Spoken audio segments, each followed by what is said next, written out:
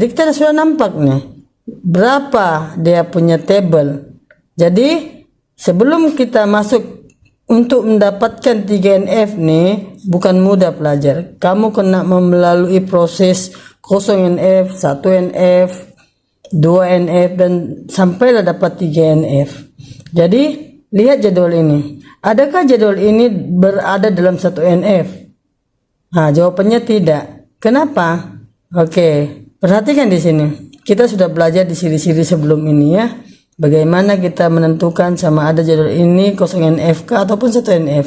Nah, kita gariskan nampak di sini. Gariskan nih. Oke, dengan yang ini. Nampak? Ini kan lompang. Ini lompang. Ini juga lompang, dan lompang. Jadi ini maksudnya data yang tidak otomik. Jadi untuk dapatkan 1NF kita kena lengkapkan sel-sel yang kosong ini. Nah, bagaimana itu melengkapkan? Tulis balik. P09 Mohan Raj 0178956427. Nah, ini untuk siapa? Untuk si Medline. Oke, jadi kita ambil dia punya ID pesakit nih P037 Medline. Itu nomor teleponnya 0163287898. Nah, jadi apabila sudah terisi sel-sel yang kosong ini, adakah dia sudah mencapai 1NF? Persoalannya belum. Nah, jadi bagaimana kita untuk jadikan jadwal ini sudah mencapai 1NF? Nah, kita tak carilah kunci. Kita cari kunci. No ID pesakit kuncinya. Barulah mencapai 1NF. 1NF. Seterusnya, bagaimana 1NF ini menjadi 2NF? Nah, kita kena tahu basicnya. Jadi, kalau 2NF maksudnya berlaku perpecahan jadwal dan menghasilkan kunci asing untuk menghubungkan jadwal itu. Jadi kita lihat, kita analisis dulu nanti saya kasih tunjuk bagaimana jadwal itu rupa dia. Oke, lepas itu saya cerita lagi di sini bagaimana kita tentukan 2NF. Nah, kita buatlah pemecahan jadwal. Bagaimana pecahkannya? Nah, ini ID pesakit, nama pesakit, nomor pesakit, buat nomor pesakit. Ini kan satu kategori. Kita namakan sebagai pesakit. Sakit. Nah, gitu. Lepas itu ID dokter, nama dokter. Ini kan satu kategori. Kita namakan dokter. Nah, jadwal dokter. Nah, lepas itu tarikh temu janji, tarikh masa temu janji ini bergantung kepada siapa? Kepada ID pesakit. Dan dia juga bergantung kepada siapa? ID dokter. Nah, sama-sama lah dengan ini. Jadi perhatikan pelajar ya. Apabila ada medan, tarikh, masa, dia mesti bergantung dua kunci. Nah, ini contoh. Tarikh temu janji. Nah, mesti ada pesakitnya. Kepada dokter siapa? Nah, begitu. Masa. Begitu juga dengan bilik ini. Dia adalah bergantung kepada siapa dokternya dan siapa pesakitnya. Jadi, mari kita simpulkan apa yang terjadi dalam 3NF nanti. Perhatikan pelajar. Nah, ini adalah raja yang telah dijadikan 1NF. Lihat baris dan lajur dia. Sudah ada isi ya. Sudah ada isi semuanya.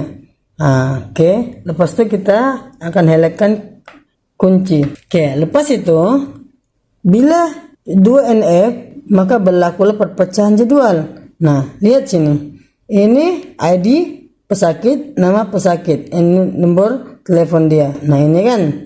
Yang ini kan. Yang kita sudah bincangkan tadi. Bila dokter, yang ini kan. Nah, ini. Jadi yang tersisa adalah yang ini.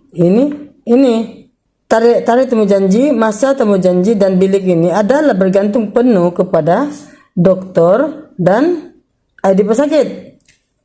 Ya, bergantung penuh. Kenapa boleh bergantung penuh? Ya iyalah, begitu mau janji, mesti pas sakit yang datang, dia mesti tahu siapa dokternya. Nah begitu. Nah jadi ini ID pesakit, ID dokter, tarikh temu janji, masa temu janji, dan masa. Nah kan dia bergantung sepenuhnya ke sini. Nah ini yang dinamakan sebagai kunci komposit. Jadi ini adalah ID pesakit adalah kunci utama kepada tabel pesakit ini ya. Ini kunci utama dia.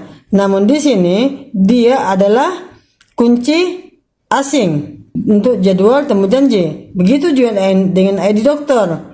Ya, ID dokter kunci utama di jadwal dokter. Tetapi bila dia di sini di jadwal temu janji, dia adalah kunci asing, KE. Oke. Dan kamu juga telah mendapat pelajar 10 marka ya pelajar. Oke, kalau terlihat soalan ini, perhatikan pelajar. Normalkan hubungan kepada peringkat pernormalan 3. Kan kalau kita menjawab soal ini, dia ada dua yang perlu kamu perhatikan. Satu, perwakilan teks. Ya, kita ada belajar ya. Teks dan perwakilan grafik. Ya.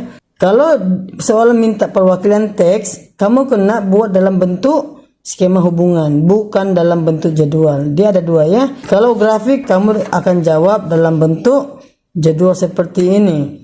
Tapi kalau dalam bentuk teks, kamu tidak boleh jawab begitu. Kamu kena jawab dalam bentuk skema hubungan. Bagaimana tuh? Oke, pelajar, mari perhatikannya. Bagaimana kita daripada jadwal 1NF ini dalam berbentuk grafik, kita jadikan berbentuk teks. Nah, ini skema hubungan dia. Untuk 1NF kita sudah dapat yang ini kan.